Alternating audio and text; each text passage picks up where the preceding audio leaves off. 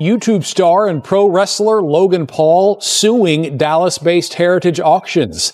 At issue is a section of basketball court that Paul bought for $500,000, signed by Michael Jordan from the Chicago Bulls. Heritage marketed it as being on their floor from 94 to 98, part of those championship seasons. Paul is questioning its authenticity, but in a statement to WFA, Heritage Auctions says they stand behind every item they sell. Just a little. It's called 99 Originals. You may have seen me running around with this little Polaroid camera, right? What's it for? Why has he always got that thing? And yes, it's an NFT project. But it's so much more. It's so much more. I believe it's going to take NFT from 1.0 to 2.0. Logan Paul is once again caught up in another messy NFT situation, and this time it's starting to look way too familiar. As most people already know, Logan is still dealing with serious legal pressure from the CryptoZoo disaster, the same project that was publicly exposed by CoffeeZilla. That whole situation damaged his credibility badly, especially after buyers claimed they were left holding worthless tokens, with promises that never materialized. Instead of quietly fixing the problem, Logan chose to fire back by filing a defamation lawsuit against CoffeeZilla, trying to control the narrative rather than own the fallout. While that lawsuit is still hanging in the air, a brand new issue quietly surfaced. Logan recently filed a temporary restraining order and injunction against Heritage Auctions. The reason ties back to a high-profile purchase involving what was advertised as a game-used Michael Jordan court floor collectible. The problem is that collectors and insiders began questioning the authenticity and the full history of that item. Once doubt started spreading, the situation escalated fast behind closed doors. What makes this even more uncomfortable is the detail most people missed. Logan didn't just buy that piece as a random flex. It was allegedly tied to his NFT investment project called 99 Originals. This is the same project where Logan claimed he was documenting 99 of the most important moments of his life, turning them into digital assets meant to grow in value. On paper, it sounded personal, artistic, and exclusive. In reality, the rollout left many supporters confused and frustrated. Collectors connected to 99 Originals have been speaking out across Reddit and X, saying they never received clear updates, real utility, or meaningful returns. Some claim the project went quiet right after the hype faded, with no transparency on where the value was supposed to come from. Because of Logan's past with CryptoZoo, many are now drawing uncomfortable comparisons and questioning whether history is repeating itself. This has sparked heavy speculation about legal consequences and accountability, though no criminal charges have been announced. What is clear is that Logan Paul is back under scrutiny, and trust is once again the biggest issue. The spotlight returned in April 2024, when Logan officially launched 99 Originals, showcasing 99 Polaroid photos and marketing them as rare pieces of his life story. Since then, the silence and confusion surrounding the project have only added fuel to growing skepticism. The idea behind 99 Originals was marketed as something deeply personal and carefully crafted. Logan Paul has just revealed how much he's made from 99 Originals. He sold Polaroid images that he's taken over 99 days, including physical copies of the purchased items, and other prizes such as boxing ring walk, shares in his energy drink company Prime Hydration, and more. After auctioning off 98 of the 99 Originals, Logan Paul Originals DAO is worth $2.3 million.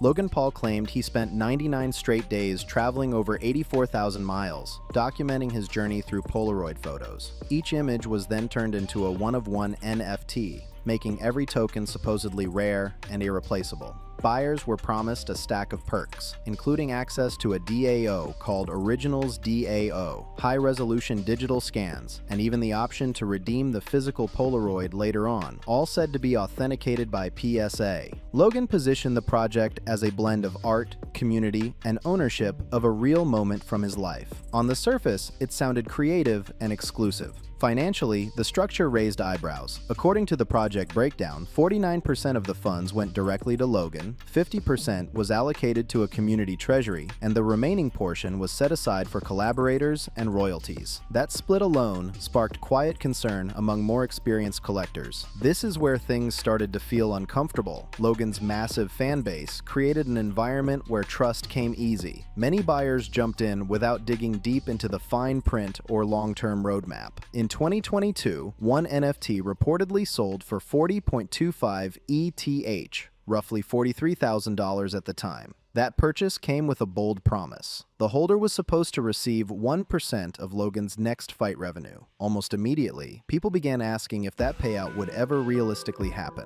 On Reddit, skepticism grew fast. Some users openly said things like, "Chances are Logan gets paid long before anyone who spent serious money on JPEGs with no real utility sees anything back." That frustration wasn't about impatience. It was about transparency, timelines, and whether the perks were more marketing than substance. This pattern felt familiar to anyone who followed CryptoZoo. That project generated massive hype, sold NFTs ranging from $20,000 to $40,000, and reportedly earned Logan millions overall, even though he later committed about $2.3 million of his own money toward a buyback program. Many saw that move as damage control rather than accountability.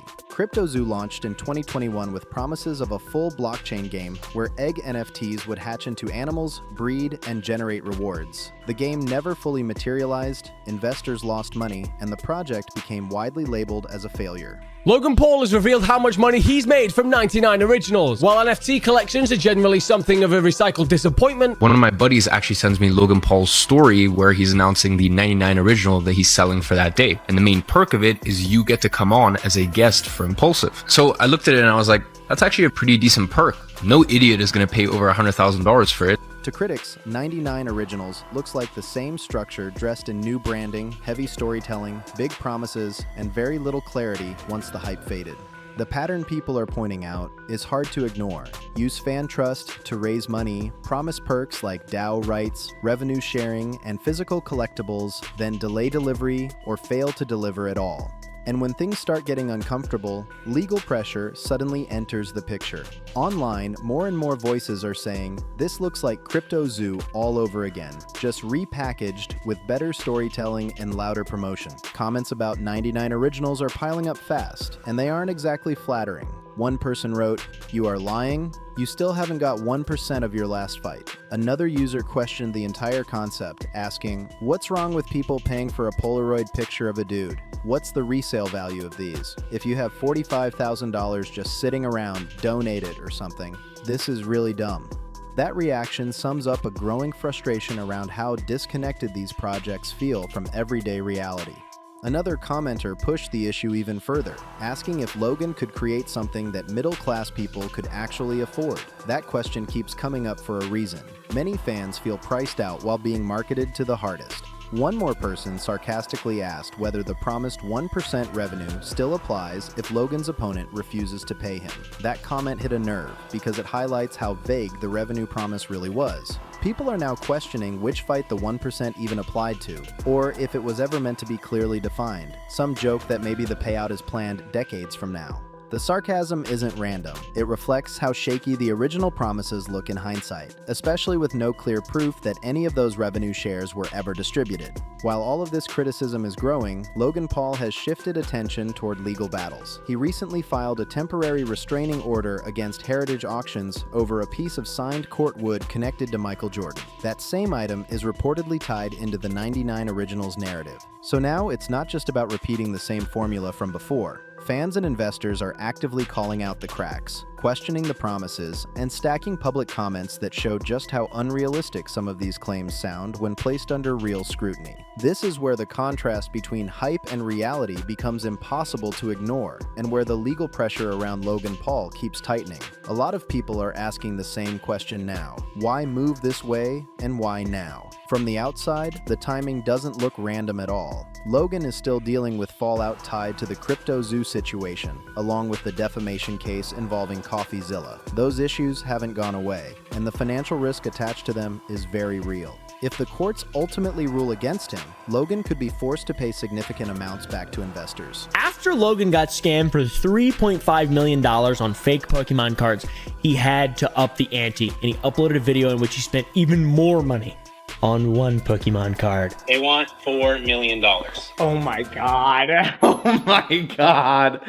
Let me call my people. I really want it. Now, why can't he give some of this money to the CryptoZoo? Anyway, well, that's a side point. We'll move on. That possibility alone explains why some critics believe these new controversies serve as distractions rather than coincidences. Instead of public focus staying on unresolved promises, lawsuits, and accountability, attention keeps getting pulled toward fresh drama, new narratives, and new talking points. That strategy has been pointed out by multiple creators online who track his moves closely. People also keep bringing up past situations that followed a similar pattern, including the highly publicized Pokemon card stunt that later raised serious questions. Each time, the same cycle appears. Big hype, big money, backlash, then a shift in focus before clear resolution. Critics argue this isn't accidental, but part of a larger image management play designed to protect both reputation and revenue. Even now, Logan's income streams are massive. Between his YouTube presence, the Impulsive podcast, WWE appearances with WWE, brand deals like Prime Hydration, and ventures such as Lunchly alongside Mr. Beast, the money keeps flowing regardless of controversy. That's why critics say refunds and accountability rarely come first. From their perspective, the pattern shows survival through noise, not resolution. Whether that interpretation holds up legally is still undecided, but the repetition alone has made a growing number of people far more skeptical than they were before. At this point, one thing is clear. Logan Paul is still making serious money, even while controversy follows him everywhere. From the outside, it doesn't look like refunds are a priority, and critics argue that if the original intent behind these projects was misleading, there would be no real incentive to fully make people whole. That's why so many believe these situations weren't mistakes, but calculated money plays from the start. What makes it even more frustrating for critics is how the system works. Even when people watch Logan's content just to criticize him, leave angry comments, or react negatively, he still benefits. Views, engagement, and ad revenue all turn attention into profit. That's the loop people say Logan understands better than most. Outrage doesn't hurt him financially, it often helps. Now the real question is what happens next. Logan could still face major civil trouble connected to both CryptoZoo and 99 Originals. Investor lawsuits could stack up, and class action cases could push potential losses into the millions. Courts have already issued restraining orders in related disputes, and regulators like the Federal Trade Commission and the Securities and Exchange Commission could step in if misleading practices around NFTs or crypto are proven. Criminal charges are still unlikely, but they aren't impossible if intent to deceive were ever clearly established. Even without that, the financial and reputational damage could be severe. Logan's brand has been built on hype, big promises, and non-stop momentum. Right now, all of that is under a microscope. At the end of the day, this story isn't finished yet. The pressure is building, the questions keep coming, and people are watching closely to see how it plays out. If you want to stay updated on stories like this, make sure to comment your thoughts below, like the video, subscribe to the BeyondFame channel, share this with others, and I'll see you on the next one.